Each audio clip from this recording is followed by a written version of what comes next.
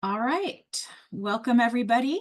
We have started the webinar and I can see people are starting to join. Welcome. If you are joining us live, then tonight is March the 20th of 2025, and we are about to do a College Make It Happen presentation for Standley Middle School parents and families.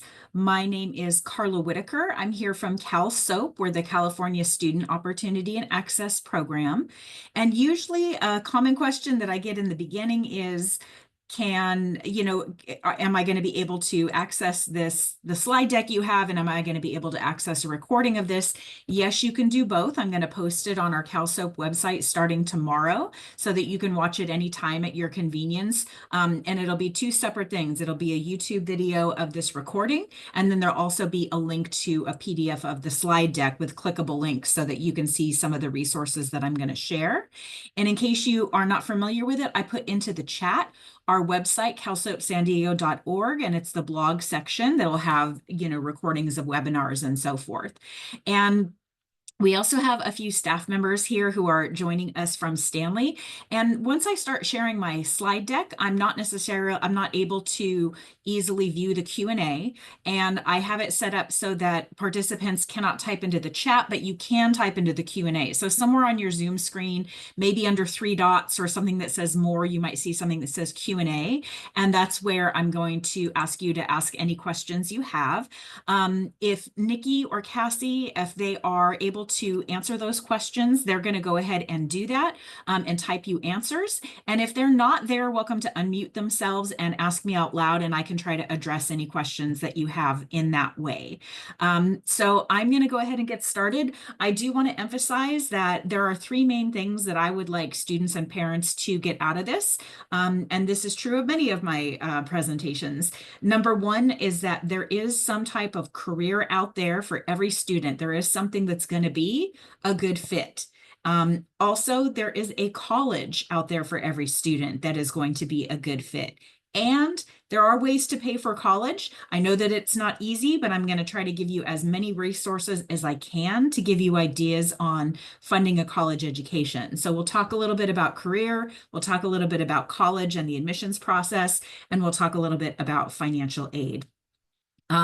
You have my email address. You probably got a Zoom reminder from my email address. And so you're welcome to contact me after this if you have specific questions, and I will do my best to answer those. All right. So again, please type questions in the Q&A, and I'm going to go ahead and start sharing my slide deck, which will be available to you later, and we'll get into College Make It Happen and some information.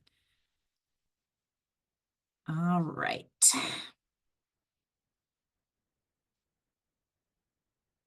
Okay, so my email address is kkwhitaker@ucsd.edu. Our website is calsoapsandiego.org.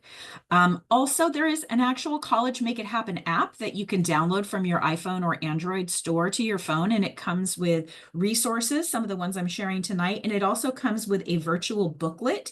We used to have a physical version of the booklet. Unfortunately, it's only available virtually at this time, but that you have access to that, and that's free, and you're welcome to get that.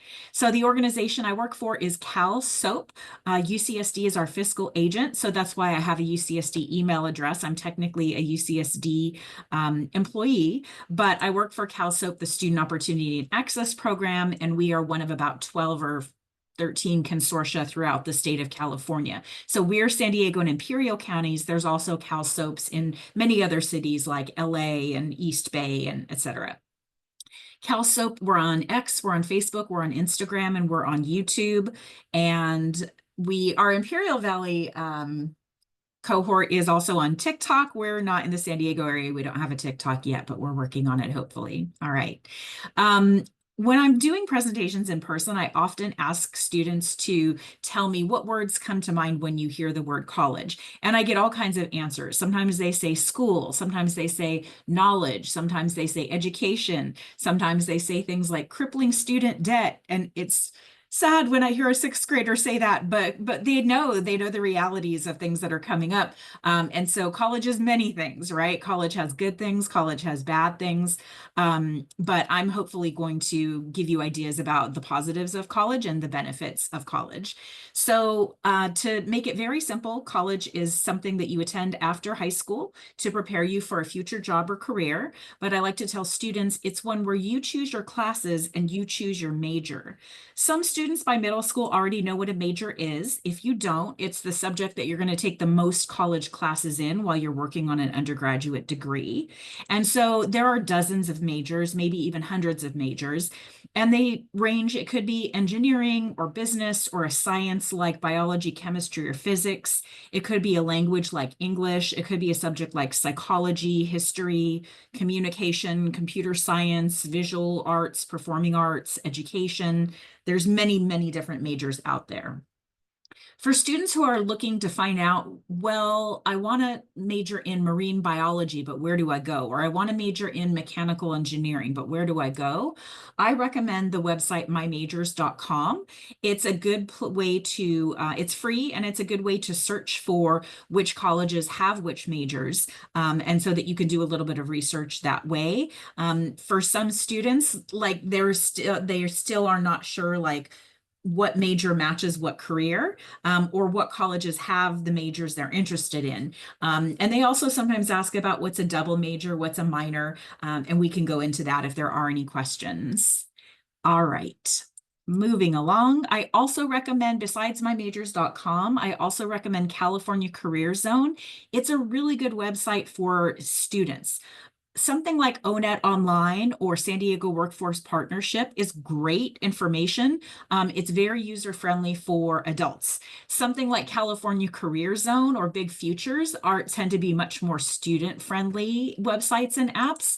If you go on California Career Zone, kids, you can take what's called an interest profiler, which is kind of a quiz about yourself. And they ask these simple questions that you just answer with emoji faces, like, would you like to write books or plays? Would you like to develop a new medicine? Do you like to work indoors or outdoors? Do you like to work with people or with data? And after you answer these questions, it will give you information on many different careers, and other information about those careers. So Phyllis, thank you for joining us. You're welcome to be either on or off camera and either on or off mute.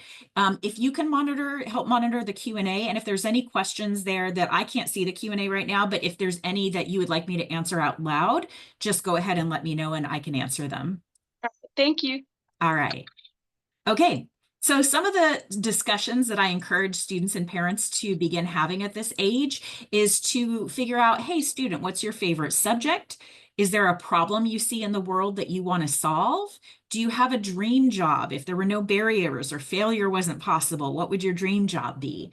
Maybe have you thought about what college you want to attend? And do you know what training or what level of degree you need for the career that you want to get into?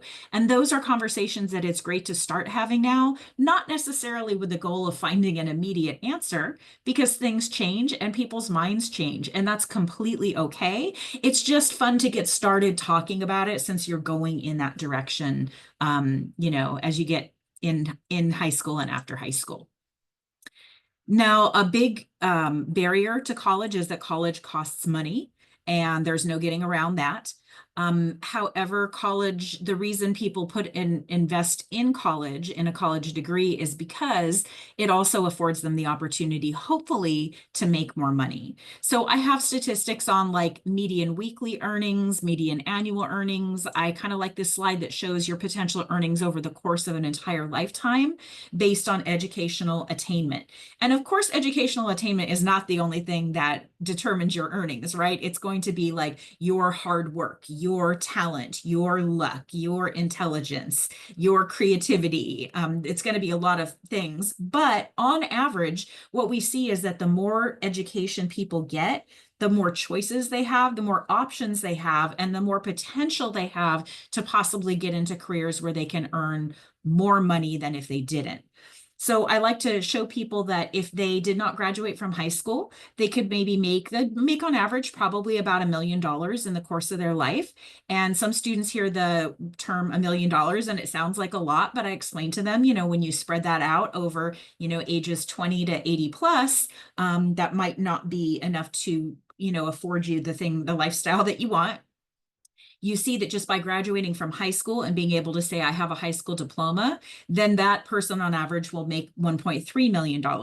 Notice that with a little bit of college, that goes up. An associate's degree, it goes up some more. If you make it to a bachelor's degree, that earning potential goes up some more. And the same with a master's or a professional certificate or a doctorate.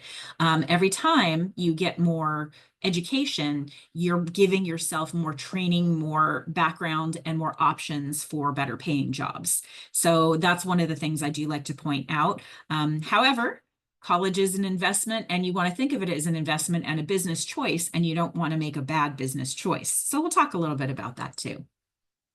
Also, students, yes, college is school. Yes, college has homework and finals and things like that, but it is also fun and it's also a place where you will learn and grow. And colleges have sports, whether you like to watch athletics, whether you like to play them recreationally, or whether you like to play them competitively, colleges are going to have baseball fields and soccer fields and swimming pools and gyms and access to equipment and things like that so that you can have access to a lot of sports. Or if you don't play sports and you just like to watch them, that's going to be available in colleges. A lot of colleges give you the option to study abroad, where you're maybe traveling to another country for a quarter or a semester and still hopefully getting covered by financial aid and taking a class in another country that will still go on your college transcript, meanwhile learning a new language and a new culture.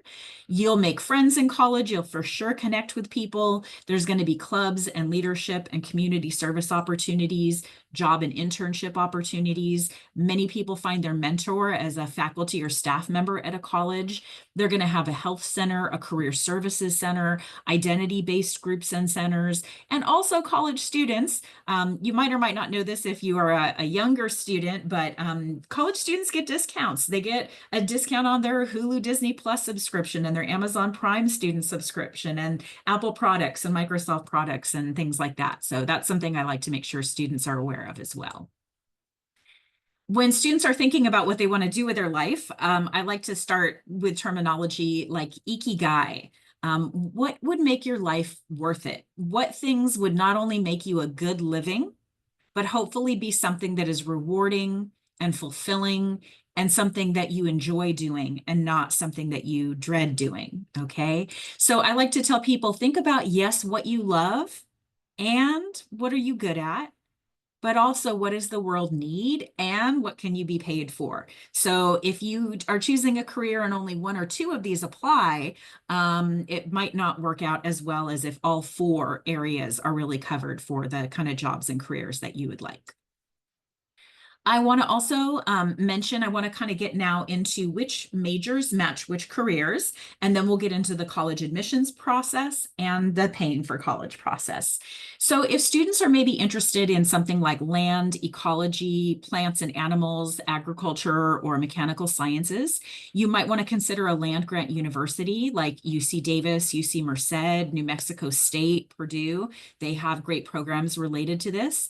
And as far as locally in San Diego County, I know that you're middle schoolers now, but when you get to high school, the Mission Trails Regional Park and other parks in the area have programs like the Eco Ambassador program, where it's free and you apply and you kind of become a little bit like a volunteer park ranger. You learn about the environmental science, the ecosystem of the area, conservation, plants, animals, things like that. So I do remind people that yes, it's a major in college, but you can get involved in things now. Sometimes students tell me, I would like to be a professional athlete. Do I need a college degree for that?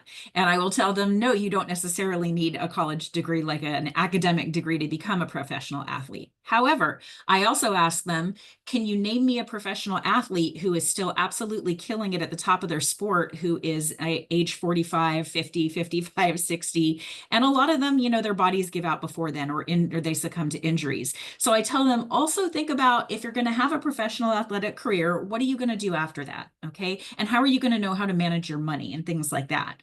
I also tell them if it's a subject they're passionate about, they can consider a college with majors like sports management, exercise science, sports psychology, kinesiology, marketing, business, and nutrition sciences. I also tell them to talk to their coaches because experience is very important. Hopefully they are on a rec team, a travel team, or a school team. And if they want to play for a college, and for example, there are some professional sports like football where you can't just go into the pros when you're 18. You're required to play at least a certain, like a season or a year of college before you can start as a professional. So look at the NCAA website, that's the National Clearinghouse website, and it's going to tell you what men's and women's sports are at what Division 1, 2, and 3 colleges, so that you can find that out. All right. I also have a lot of students who I guess they're watching a lot of Law and Order or CSI or whatever, and they want to get into crime scene investigation. Well, I tell them if you're interested in forensic science and criminology, you want to consider majors like forensic science, criminology, forensic psychology, administration of justice. And again, I know you have to wait a few years for this, but FBI does have a San Diego branch. It has a San Diego office, and they have something called the FBI Teen Academy that's for high school students. It's a free program, and you can apply to participate. It usually happens in July, and the students who have to be high school juniors or seniors, they apply. Usually the application comes out right around now, like in March or April. And so I do recommend, check out to see if you can find information on the FBI Teen Academy as something local you can do. Some students want to be business owners, business managers, want to work for a company. Maybe they want to be an entrepreneur, have their own business. And I tell them the major you want to look for are majors like business administration, economics, finance, and marketing. I also tell them, hey, you probably, when you get old enough, need to either work or intern for a local business, or at the very least, interview business owners that you know and find out what they had to do to get there. And in terms of what they can do right now, Junior Achievement of San Diego County has a program for middle schoolers called BizTown. Maybe some of your students have done BizTown, where you learn about running a business. And then as you get older, they have programs for high school students like the Stock Market Challenge, the Student Company of the Year, the Junior Achievement Fellows. So I definitely recommend that. Maybe students are interested in becoming a lawyer or a judge. I tell them in school, as far as what they can do in school, consider joining a speech and debate club. As far as what to do outside of school, San Diego County Bar Association has something called the mock trial, and their website is sdmocktrial.org. And you can find out about becoming part of a mock trial system, and they have competitions. And you're playing the parts of like jurors and attorneys and judges and things like that. In terms of college, I tell people look for a program that has something like pre-law or criminal justice, maybe political science, English, philosophy, economics. Sometime later in college, you'll be taking a test called the LSAT, applying to law school, and hopefully to become an actual practicing lawyer in a state, you'd have to pass the bar exam as well. Okay, so I have a million of these different things on like how to become all these different types of professions, but it's something that you can research yourself. So I want to get into the college admissions piece. So in terms of some basic terminology that everybody should know for college. It's acronym time. GPA, AP, A through G, SAT, ACT. All right, GPA is the grade point average. It's on a 0 to 4 scale. How does somebody get above a 4.0? Well, if you're taking college classes or AP classes in high school, that will give you an extra point in your GPA. So instead of an A being the usual 4 points in the GPA, an A in an AP class or a community college class is 5 points. And you get that extra bump for an A, a B, or a C in an AP or honors approved class or a college class. However, you don't get that extra bump for a D or an F, just so you know. GPA is an important factor for many selective colleges and universities. It is the most important factor that they're looking at. Very, very, very important in college admissions. AP kind of has two parts to it. There's the advanced placement course that you take, and then there's the advanced placement test that you can optionally sign up to take in May. So say, for example, you're taking AP US History, and say it's your junior year of high school. When you take the AP class, whatever grade you get in that class, if it's an A, a B, or a C, you're getting that extra point in your high school GPA, which is great. But also, if you take the test in May, if you get a certain score, usually a 4 or 5, sometimes even a 3, 4, or 5 on that AP exam, that also can give you college credit. So as you're applying to college, you're showing that you did the equivalent of a college class already, and you can actually start college with units under your belt.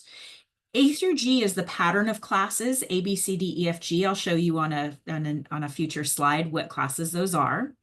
SAT, I want to clarify, the SAT is an admissions test, or ACT, you could do either one, and most universities used to require it. Then the pandemic happened, and in California, all the public colleges went test-free, not just test optional, they went test-free. So they don't consider an SAT score for admissions. The UCs do not, the CSUs do not, the community colleges never did.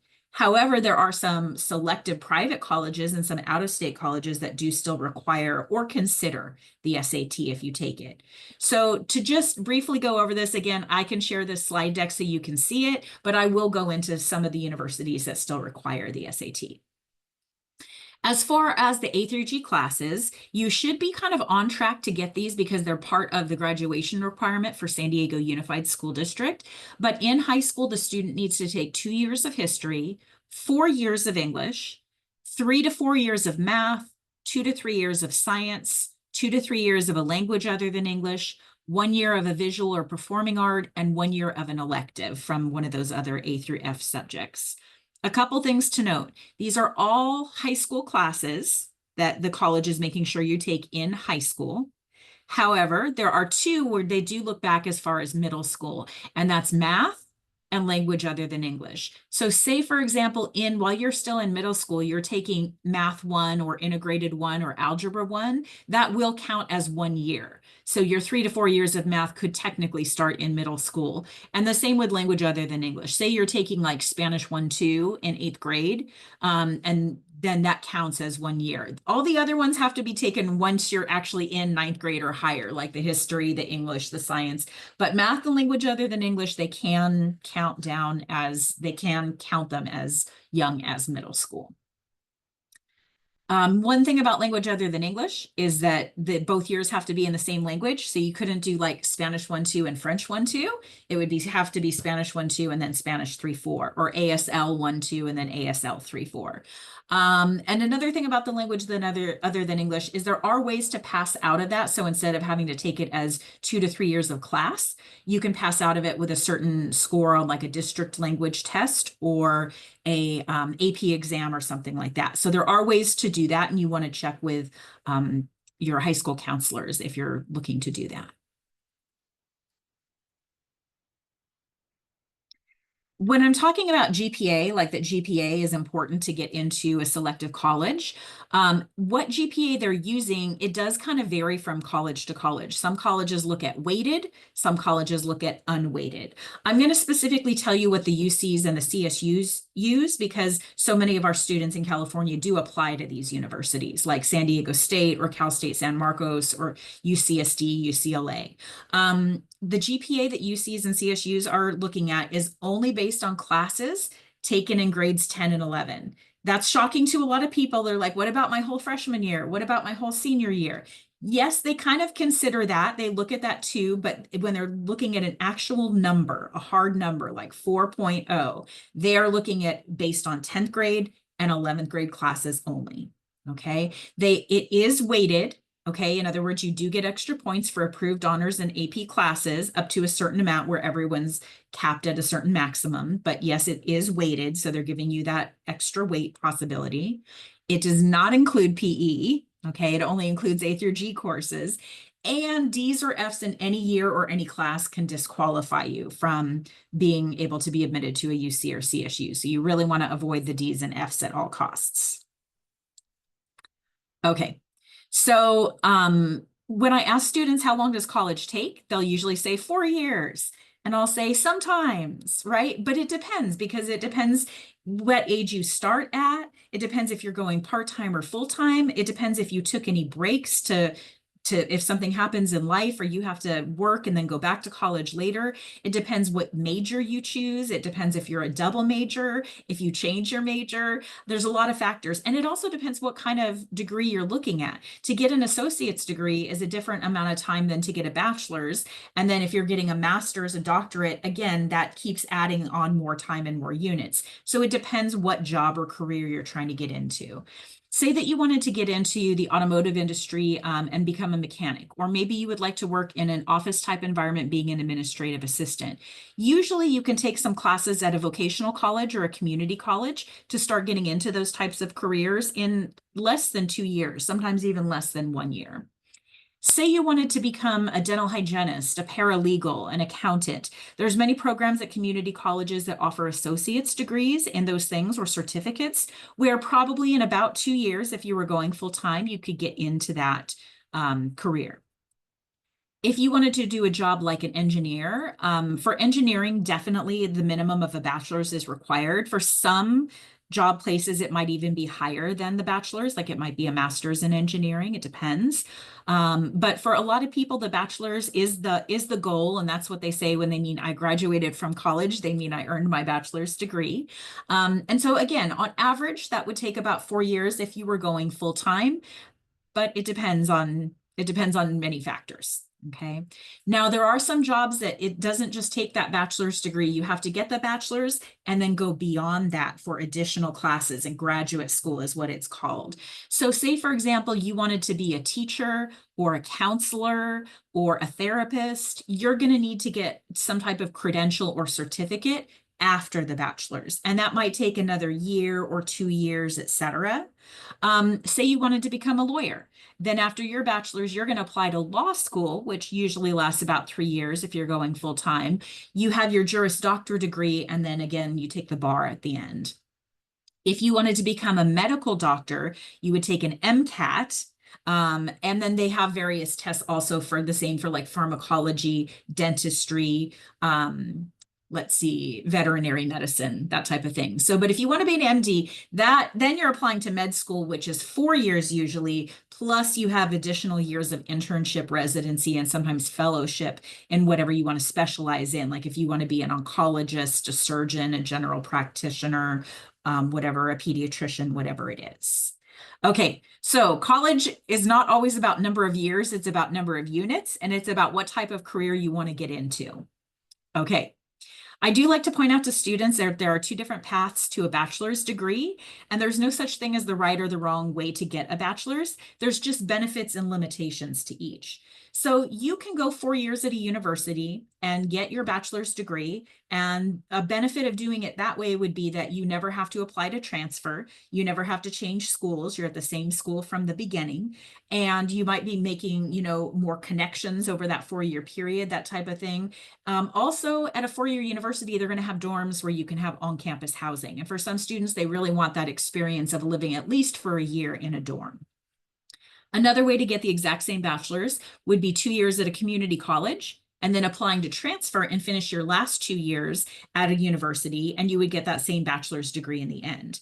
While you wouldn't be able to live on campus in that situation, the benefit of starting at a community college is that it would be much, much, much, much less expensive. So 4 years at a university paying the full tuition there versus only having to pay 2 years university tuition and 2 years of a community college tuition is a better idea financially for some families, or that's going to make it affordable or doable for them. So it does depend on the financial aid package that you're going to receive from different colleges and universities. But I just want to let people know that they can go either way, get the same bachelor's degree in the end. And it depends on their personal goals. What are like I said, both paths have benefits and both paths have limitations. Another limitation of a community college is that often the highest degree you can get there is an associate's. They don't typically have very many bachelor's programs at community colleges. So there's a limit to how high you can go in terms of the degree you're getting. Okay. If you're trying to investigate colleges in the state of California, whether they're public or private, I really recommend californiacolleges.edu. It's a great website. And also students can start putting in their classes and grades now, and eventually it'll just seamlessly transition where they can upload that into their UC or CSU application when they get to 12th grade. And it makes applying to college like really fast and efficient. If you're looking for outside California, like maybe somewhere else in the US or maybe even somewhere internationally, one website I recommend that's really great is Big Future. It's hosted by the College Board. And I also tell students, if you're already using ChatGPT, ask ChatGPT, basically describe your dream school. Like, I'm looking for colleges that are less well known, but offer exceptional opportunities in then whatever, environmental science or theater or engineering or whatever you're interested in. And you can be as specific as you want, and ChatGPT will try to, bot its way into giving you the best information that it can. So consider that as a possible research tool for colleges. Okay.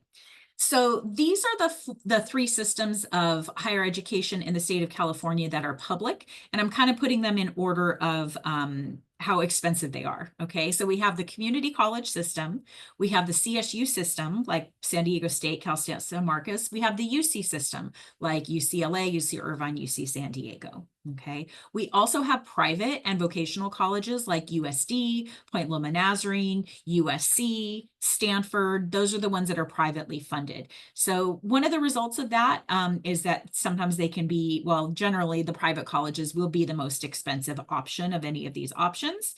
However, they don't charge out of state tuition, and they also often give the biggest financial aid packages. So again, every single choice has a benefit and a limitation. And so I'm not about encouraging you to go to any one particular system. I'm more about do your research and find out what's a good fit for you and your family. Okay, so in terms of what factors are they looking at when they're considering you for college admissions? If you're applying to a community college, if you're either 18 or if you have your high school diploma or equivalency, it doesn't matter what grades you got or what test scores you got. If you apply early and definitely before their deadline, then you have 100% of chance of getting into that community college. It's meant for the community. It is meant as a service, and it's not meant to be highly competitive, highly selective, where you're fighting for a spot. They try to have enough spots for everybody. If you're applying to start at a four-year university, that can be a lot more competitive and a lot more selective. So what factors are universities looking for? Definitely GPA, strong grades is a very important one. Also the coursework that you're taking, how many A through G classes, how many AP or IB or honors classes are you taking? And some universities are looking for additional things like an SAT score, extracurriculars, community service, leadership, athletics, essays, or personal insight questions. I did want to bring up the SAT because parents have recently been very surprised to hear, wait a minute, the UCs are not asking for SAT anymore, and they can hardly believe it's true, but it's true. But I do want to show you a list of colleges that still require the SAT so that you have some idea of what colleges are still requiring them. This is actually about 2 slides worth. So Caltech requires the SAT. Harvard, Stanford, MIT, Yale, Brown, Dartmouth, Johns Hopkins, UPenn, Cornell. You'll see a lot of them in the Georgia and Florida area that are still requiring the SAT, and also the military academies like the Air Force Academy, the Military Academy at West Point, Merchant Marine, Naval Academy. And then there's also some in like Florida. Thomas Aquinas is one of the rare ones in the West, but these are the ones that are requiring the SAT, okay? There are many, many more universities that will consider it. In other words, if you don't take it, has no effect one way or the other. If you do take it and you like your score and you want to share it, it could positively impact your admission application. And this is not a full list, but these are some examples of colleges that are test optional. Princeton, Columbia, Duke, University of Chicago, NYU, Claremont McKenna, There's many, many that are test optional. In terms of which universities do not consider it for admissions, even if it's submitted, that would be all the UCs, all the CSUs, and all the California community colleges. Now, if you get into one of these, after the fact, if you want to share your test score, they might use it for course placement purposes, which could be great. But as far as admissions, they're not looking for it. Now, could that change? Could they go back to requiring it? Yes, they could. I have not heard any rumors that that's going to happen or any signs that that's going to happen, but anything is possible in these times that we live in. All right. So in terms of the community colleges, they offer degrees that allow you to, like an associate's degree that would allow you to transfer and finish a junior senior year at a university. They offer vocational certificates and have lots of programs. They also have something called the College Promise, which means if you're a California resident, your first 2 years of community college, you get free tuition. It's already a very low cost, but if you are a California resident and you fill out a FAFSA or a DREAM Act, then you're actually should be getting your first 2 years of community college for free tuition. That's completely free tuition. They also have a free application. It's extremely affordable for California residents if they are paying tuition, if they're done with the promise and they've used up their 2 years. They tend to be very flexible, offer a lot of good general ed classes, and you can start at a community college and then transfer. Limitations of the community college. Often the highest degree you can earn is an associate's, and also most of them don't have dorms. You can't live on campus on a community college. I will say San Diego City College downtown is building dorms right now. So by the time your students are in high school, there might be one local community college that has dorms.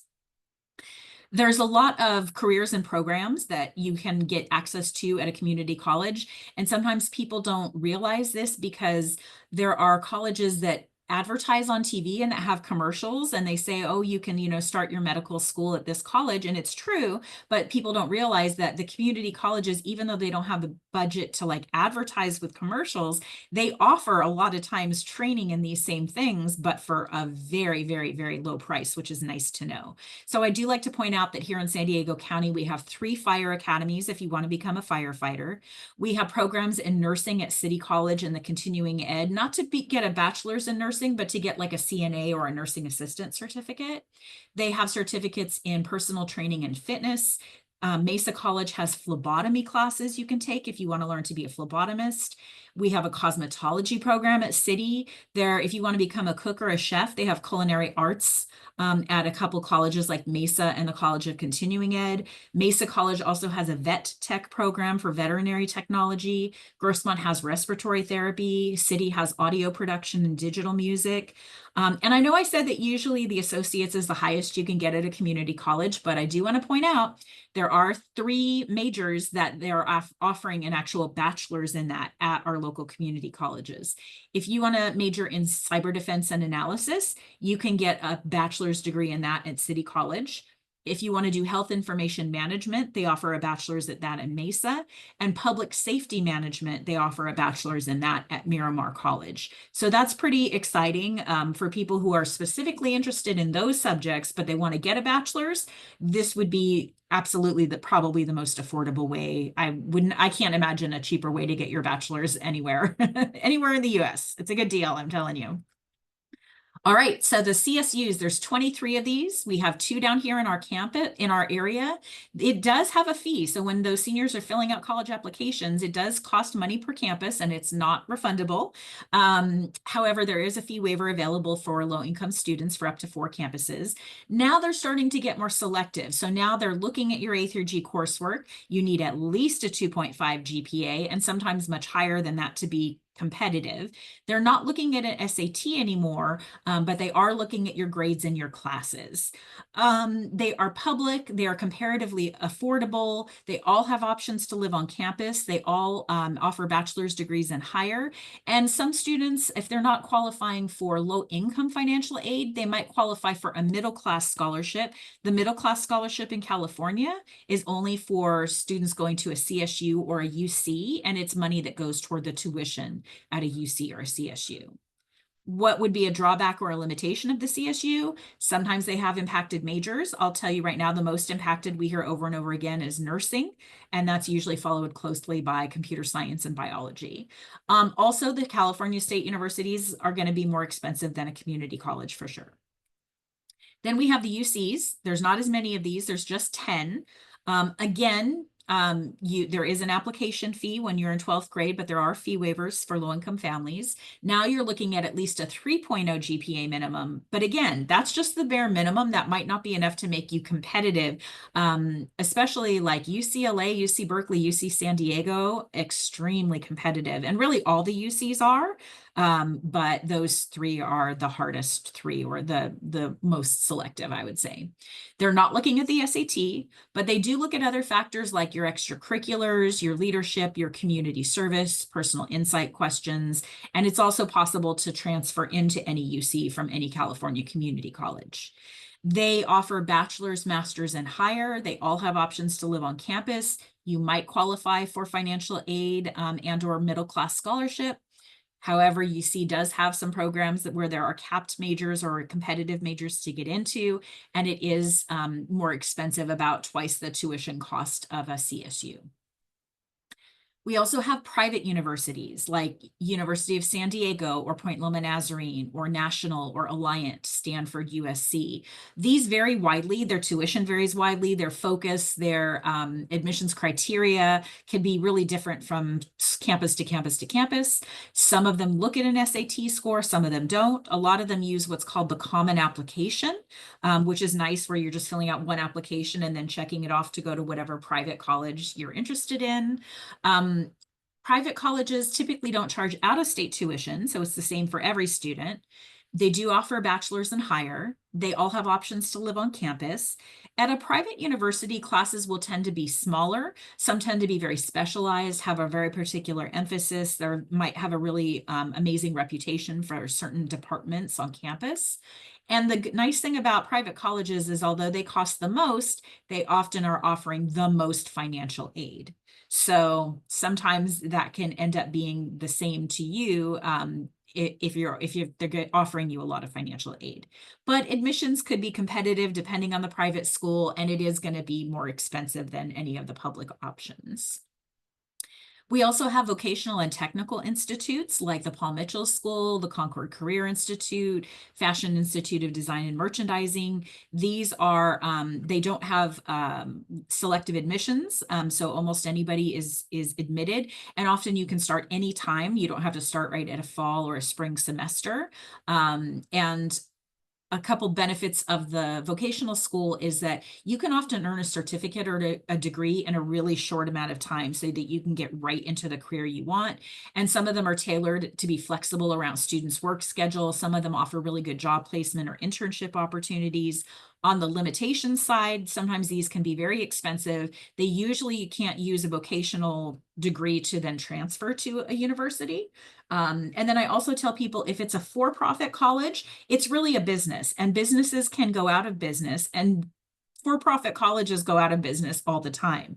So if you look, for example, at the Art Institute, Brightwood College, Coleman, ITT Tech, those all used to be colleges in San Diego, but because they were for profit, they went out of business and closed their doors. So if someone was halfway through getting their degree, too bad, right? Those degrees don't transfer like a community college degree would. So if it's a for-profit college, I'm not saying they're bad, I'm just saying be cautious, all right? Do your research. And then also, it's possible to go to an out-of-state college.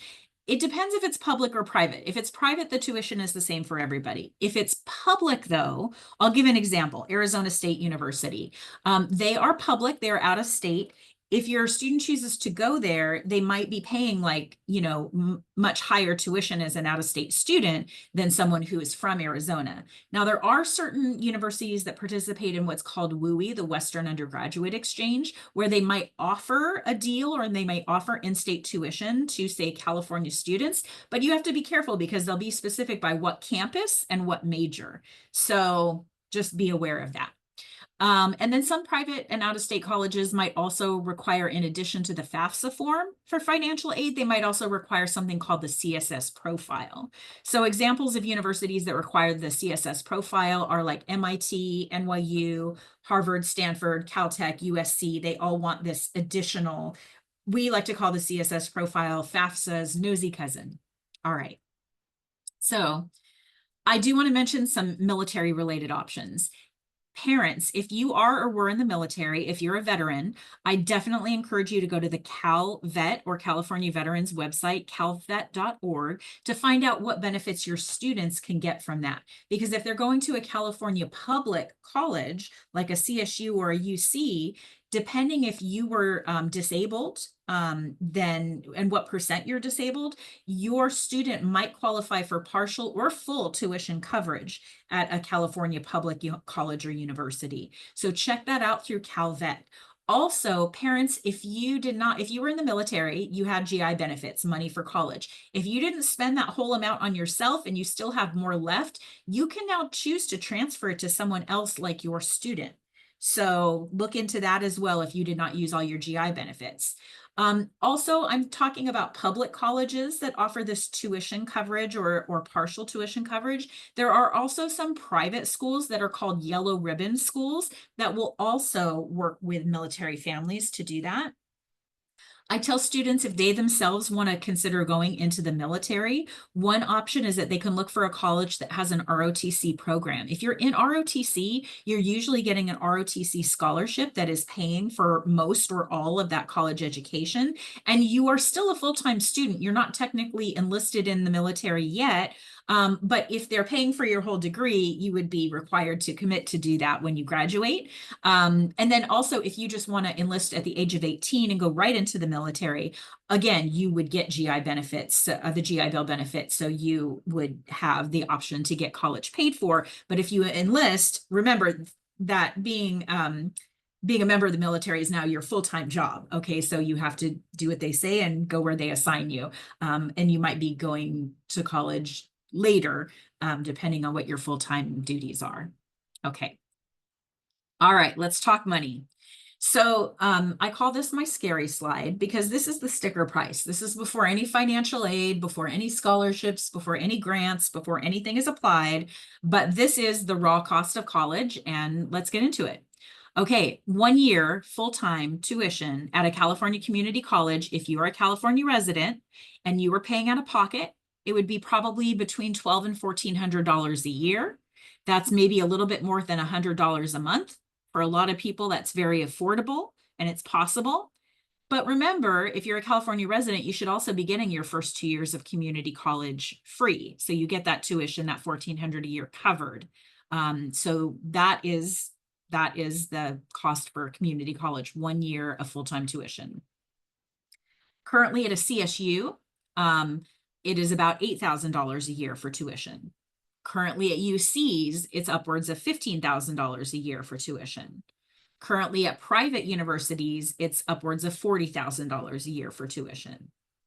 All right, so these are heavy numbers and heavy thoughts. And so now let's get into the financial aid part of it. Oh, and by the way, that was just tuition. Of course, there's other costs of attendance as well, like room and board, your dorms or your rent or your food, books, supplies, transportation, etc.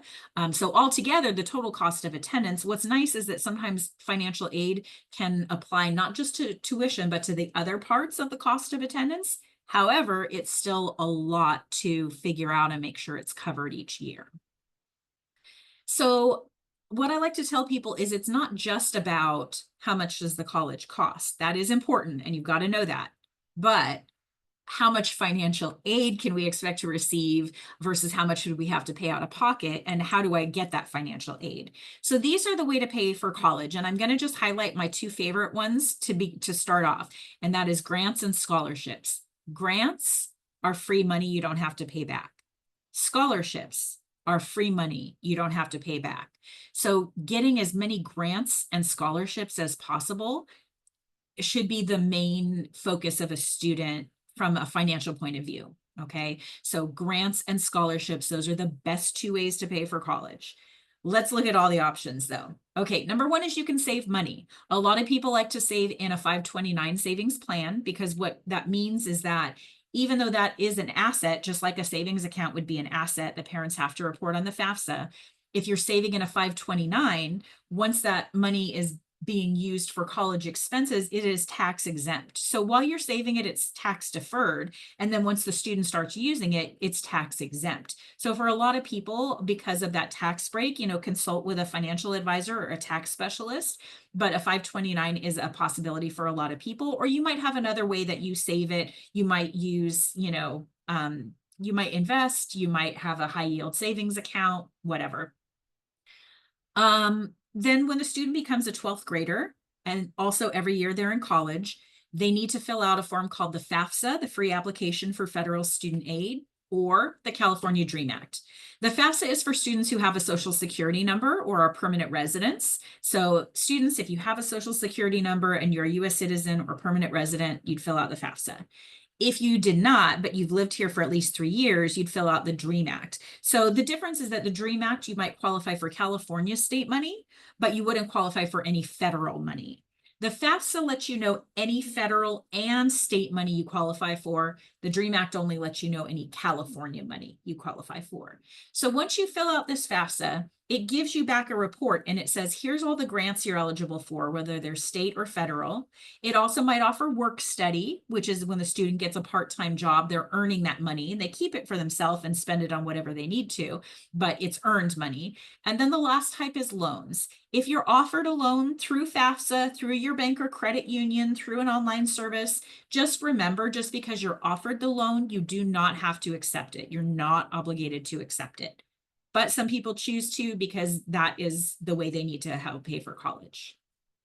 Scholarships are great, but they are a little trickier. The nice thing about the FAFSA is it's just one form. It just has one deadline and it's just due once a year. That's it. Okay. Scholarships, on the other hand, there are dozens and hundreds of scholarships. They're all offered by different groups. They all are for different amounts. They all have different requirements and they all have different deadlines. So it starts to get a little tricky, but I will hopefully give you some resources of where you can find scholarships. So again, grants are great. Free money you don't have to pay back. Scholarships are great. Free money you don't have to pay back. Work study, you do have to get that job and earn it. Loans, you have to pay back with interest. And so you want to be careful with that. I like to tell families, have a discussion when, the student is older, where you're deciding, are we going to say yes or no to a loan for college? And if we do say yes, what's the return on investment? I'm going to just be very blunt. If I had a student and they were an undecided major, I'm not going to take a loan for them to go to a college that costs $50,000 a year for them to be undecided. Okay, so I would tell them, hey, take a couple years of community college, take different classes, figure it out. And once you know what you want to major in, then maybe I will take a loan out for a university. All right. So you have to consider, are they going to make enough money to pay back that loan? And also there's two different loans. There's ones for parents and ones for students. Students, you don't have to start paying back that loan until 6 months after you graduate. Parents, if you get a PLUS loan, a parent loan for undergraduate students, you do have to start paying it back right away, just like you would start a monthly payment if you borrowed to buy a car or something like that. So do consider that. All right, so almost everybody qualifies for something, even if it's a loan. Filling out the FAFSA gives you access and lets you know if you qualify for any grants, any work study, any loans. You can't do it until 12th grade, but you can fill out an estimator now, and I'll show you the website for that. The kind of information they ask for is things like family size, student and parent income, if there is any, student and parent assets, if there are any. And keep in mind, parents, that even if you say, well, I'm going to cut my student off and I'm not going to give them any money after they turn 18, the government doesn't see it that way. The government says we still want to get your income information until that student is 24.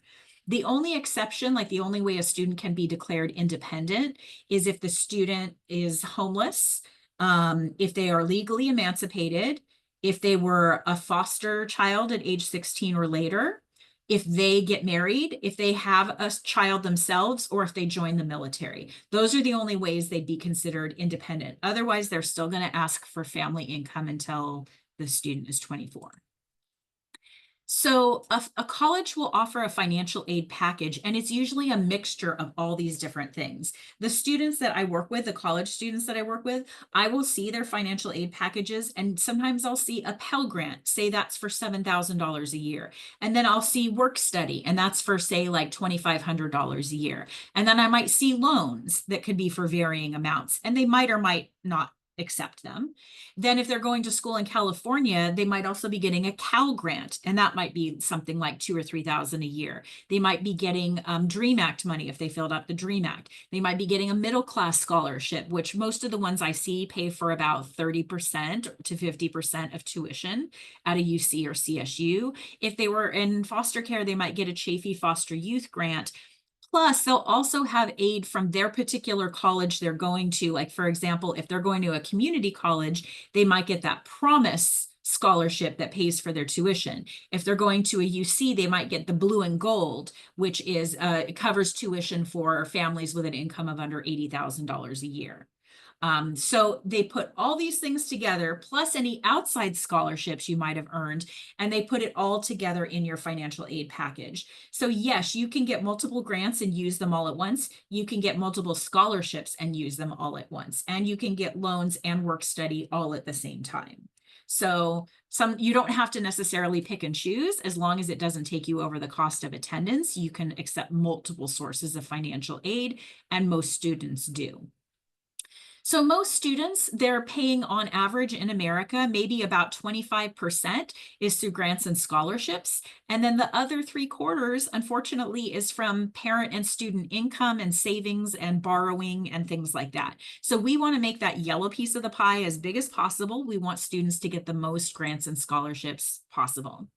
Okay, this is the website I was referring to where when I said, I know you can't fill out the FAFSA yet, but if you want to get an estimate of like, okay, what if I put in our family size and our family income, or what if I just made up a fake family income? And you can do that too. You're not entering real information. You go to studentaid.gov and use their aid estimator, and it should give you back an idea of, well, based on what you've entered, this student, if they were to start college right now, they would probably qualify for this amount of federal aid. Okay. It might even give you an SAI, a student aid index, which is not a guarantee. It's just a number that they're using to give you an estimate. So if you'd like to see, okay, well, what is our income in the eyes of the FAFSA? Go to studentaid.gov and look at their aid estimator. And you can even play around with it, like I said, and enter fake numbers if you want to. It's not going to ask anything like your real information. Okay. Or if they do, you can put in fake information because it's not a real form. It's just a form to give you an estimate.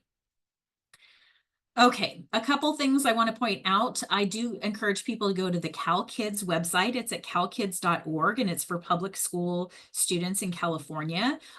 Depending on your income and family size, you might already have a scholarship waiting for you in a 529 plan that is for California students.